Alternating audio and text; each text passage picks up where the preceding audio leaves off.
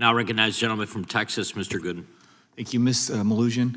The Biden administration passed sweeping executive orders on AI, which weren't authorized by any congressional action or directive. Do you think the previous administration bypassed Congress and micromanaged AI development without public accountability? Yes.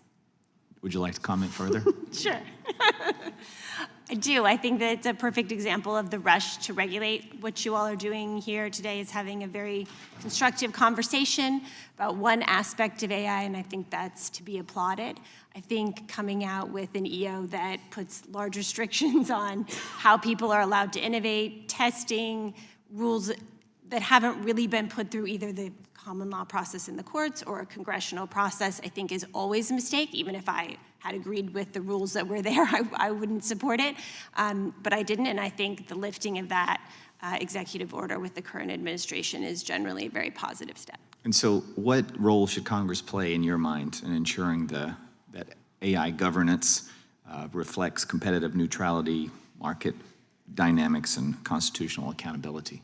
As I somewhat snarkily mentioned in my testimony, I do think that the biggest thing Congress could do would be to consider preempting the rush of state regulations on AI. I think there's very well-intentioned state legislators. They see that Congress isn't moving on this. They want to do something.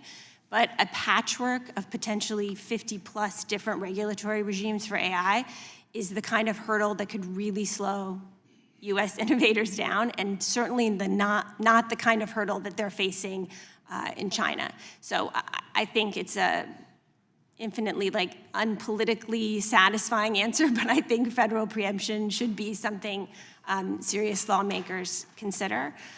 And what I think, to the antitrust question that we're talking about today, let's wait and see until what problems arise, and also what laws and tools are already on the books that regulators and lawmakers can use to react to those problems. Price fixing is still price fixing, whether it's done in a smoky room with meat, which actually sounds kind of great, the meat part. The meat wasn't, okay. It was a good visual, though. I want to give you full credit for that. Or done with AI technology and an algorithm. These things are still illegal. Fraud is still illegal, whether it's whatever kind of technology you use. So I think taking things on a case-by-case basis is a smarter approach to not making the mistake of over-regulating and hurting innovation in the U.S. You mentioned China. Do you feel, where do we rank in terms of attracting investors, and are we doing better or worse than China with respect to AI? Well, I think the structure is so different, right? It's private investment here in the U.S. for the most part.